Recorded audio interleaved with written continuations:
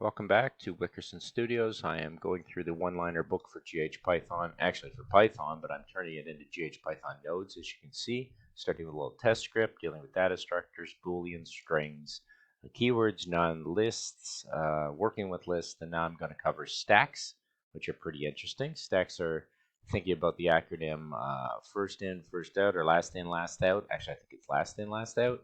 So the script here is pretty simple. Shrink this down, pull this over. These are all user objects if you need them, but otherwise you can just write them yourself. Pretty simple. Create a stack. Made X is the stack that comes in. As you can see, that changes. And then I've appended that stack and added one to it. And if you wanted to pop that stack, just take off your run it without, just hashtag out the comment, or take out the comment, and then you can remove the last step. And then if you want to remove the last element again and bring it back to 0, there you go. Brought it back to an empty list. Pretty simple stack. First in, first out, or last in, last out. Last in, first out. We'll figure it out. Sets and collections are a little different, so let's take a look here.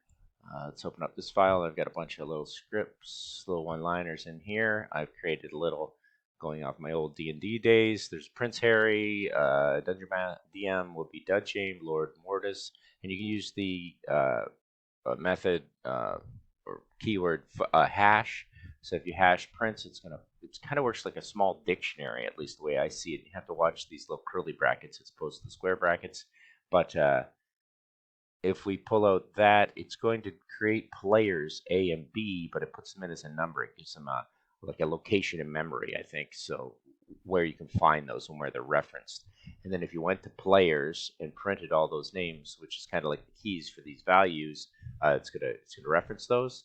And then if I create a party of just a couple of them and then print that party, it'll pull them out. Now, order doesn't matter in this, so don't let that throw you because you're actually referencing one reference to another reference.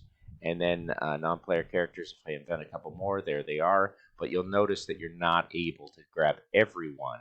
If I try to grab everyone and turn them into a party of PCs, which are lists, it's not going to work because it's an unhashable type. A list is an unhashable type, so it's testing. You see the whole thing fails. So make sure you keep that hashtagged off as a comment. Run it again, and your beautiful little hashable tool for stacks is working. So let's go to the next one. This is using sets are unordered and unique, and you'll see the example of that. So let's grab this script and pull it over here so it's nice and neat. And we have players and we have a mob of players. And you'll see right here as I show it, when I run players, it does not come up in the order of what I typed it in. So if I typed in Prince, you'd think I'd get Harry.Jane Mortis, but I don't. I get Mortis Harry.Jane.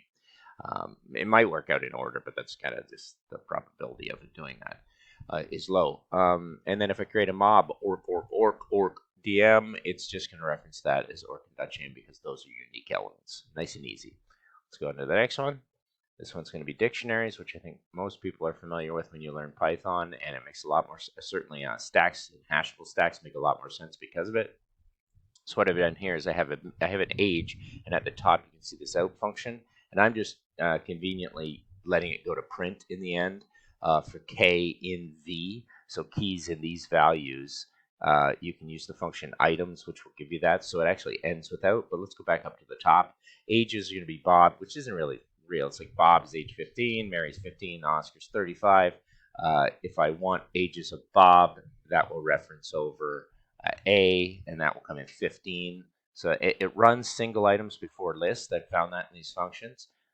And then if I want ages of Mary, is ages of Mary less than the ages of Oscar, it's going to give me a true, because it is. And if I want the ages of Jim, which is less than the age of Bob, that's going to say false. And then I think 3, 4, 5 is Mary in ages of keys, because it will check all keys and it will check all values. And you can see that in both cases, well, obviously it's not in the values, he's in the keys, Oscar, so it will come up true, then false. And then the final thing I have is in Fred in ages keys, or you could have said values, it wouldn't matter, it would come up false. And then here's the list that prints out the ages. When I try and print that initial one, I was just playing with this, it only comes up with key values. So you've got, and I don't believe there's any order, and it will keep updating, just like updating variables, just to save memory. It will list them all because I've changed them. So if I take out, who do I take out here? Jimmy. If I remove Jimmy from here, you'll see on that second one down here, as I hashtag it out and run it, you'll see Jimmy disappears. Well, it becomes null. Actually, I thought Jimmy would have disappeared from there. Why is Jimmy still there? Jimmy. Ages. Oh, because that's where I put Jimmy in. Sorry. I'd have to hashtag out, so let's just use triple quotes and hashtag the whole thing out. There we go. Then Jimmy's going to disappear from there and everywhere. And then it's going to come up null in this case because it's going to want a spot for it. So let's erase that and get control of your dictionaries and have some fun with this and play around with it.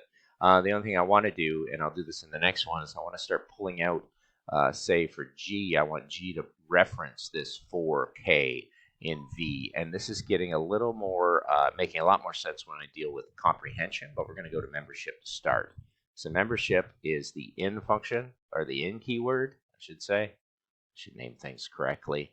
And you can see it works for lists, sets, and dictionaries. And in the end, it's saying it works a lot faster because it just checks if 33 is in here and then it stops. Whereas in a list situation, it will check if 33 is in every single one of those values. We'll go through every one. So you might have a list of a million things and then it will slow down.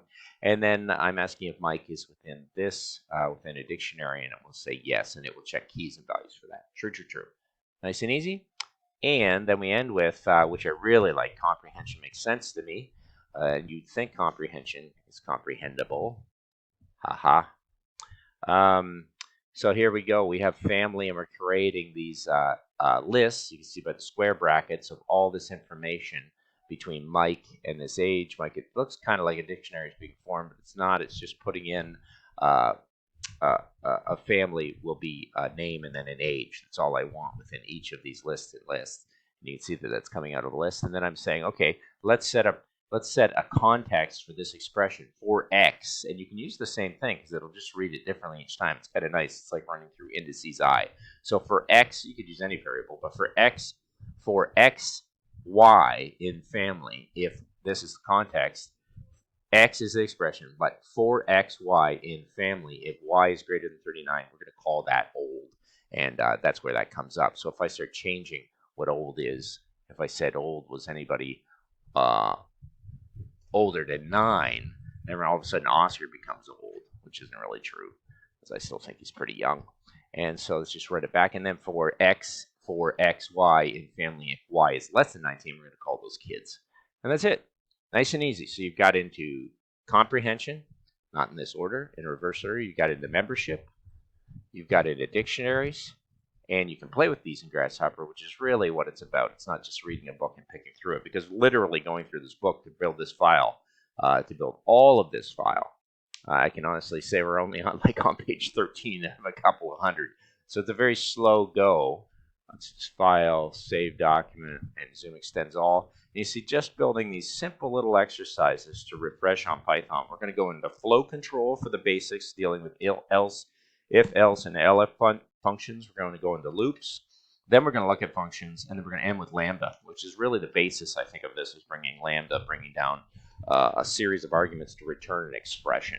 And then we'll totally understand lambda, and we'll be able to make these incredible snippets and have a wonderful time with ghPython and arm ourselves up here at the top. So right now we've got a lot of basics. They're not, they're basics. I'm not really making them any fancier than that. I know where to go to get them. And this file itself is available for anybody who wants it. And I will make sure I send it to you. That will be stacks 06. And actually, I probably want to go all the way up from 06. I'm just taking a look at these numbers. 07. Let's call it from stacks to sets to comprehension. File save as. Let's just go to sets. And we'll take that up from 07 and let that be the updated version. Updated 07 to 012. And that'll handle everything. All right. Thanks very much for watching.